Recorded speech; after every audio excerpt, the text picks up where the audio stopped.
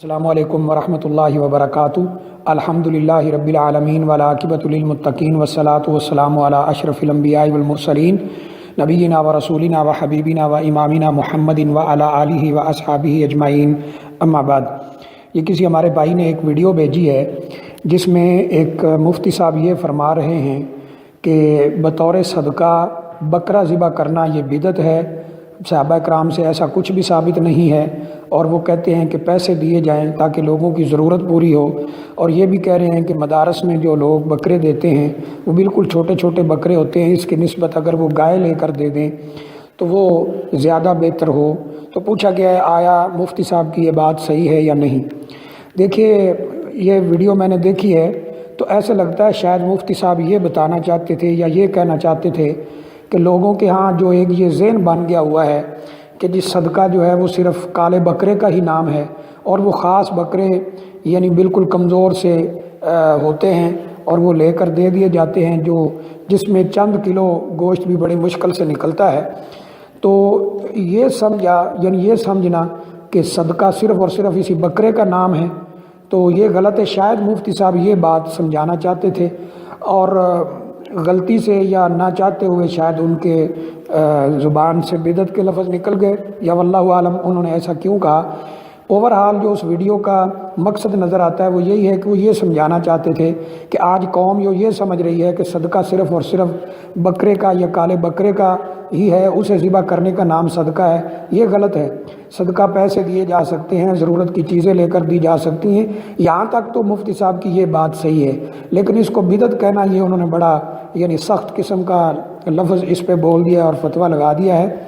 اصل بات یہ ہے، سمجھنے والی بات یہ ہے کہ صدقہ کی دو قسمیں ہوتی ہیں۔ ایک صدقہ ہے واجب، جو انسان کے اوپر واجب ہوتا ہے، جیسے زکوٰۃ ہے، عشر ہے، اور اسی طرح قسم کا کفارہ ہے، اسی طرح بیوی کو ماں بہن کہہ دیا جائے، زیار کہتے ہیں، اس کا کفارہ ہے۔ یہ سارے واجب صدقے ہیں، ان کے اپنے الگ احکام ہیں، کہاں لگتے ہیں۔ یہ قرآن مجید میں سورہ توبہ میں اللہ تعالیٰ نے فرمایا ہے انما الصدقات للفقراء والمساکین، یہ زکوٰۃ کے بارے میں، تو یہ الگ احکام رکھتے ہیں، یہ واجب صدقہ ہے۔ اور اسی سے ایک ملتا جلتا ایسا واجب صدقہ ہے جس میں بکرا بالکل دیا جا سکتا ہے۔ مثلا کوئی آدمی اپنے اوپر واجب کر لیتا ہے،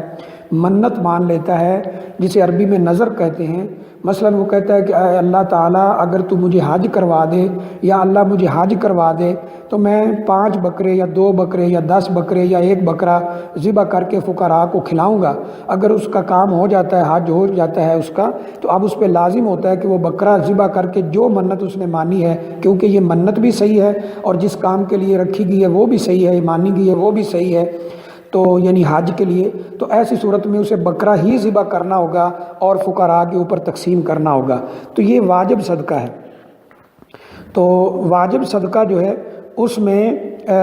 انسان کے اوپر وہ چیز واجب ہوتی ہے اور اس میں سے وہ کچھ کھا نہیں سکتا، سارے کا سارا اللہ کے راستے میں دینا ہوتا ہے۔ ایک صدقہ وہ ہے جو واجب نہیں، جو نفلی صدقہ ہے، جیسے انسان اپنے زکوٰۃ سے ہٹ کے،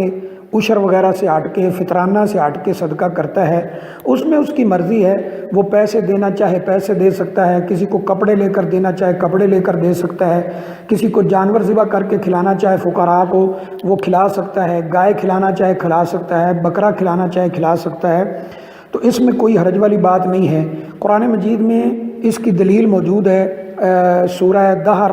یعنی سورہ انسان بھی اسے کہا جاتا ہے، سورہ دہر کے اندر یہ موجود ہے کہ اللہ تعالیٰ فرماتے ہیں، جو پہلی بات میں نے کی نظر کے حوالے سے اس کا بھی ذکر ہے، اور جو یہاں کھانا کھلانے کے حوالے سے اس کا بھی ذکر ہے۔ اللہ تعالیٰ قرآن مجید میں فرماتے ہیں یوفون بالنذر ویخافون یوما کان شرہ مستطیرا، وہ لوگ اپنی نظروں کو پورا کرتے ہیں اور اس دن سے ڈرتے ہیں جس کا شر بہت پھیلا ہوا ہے۔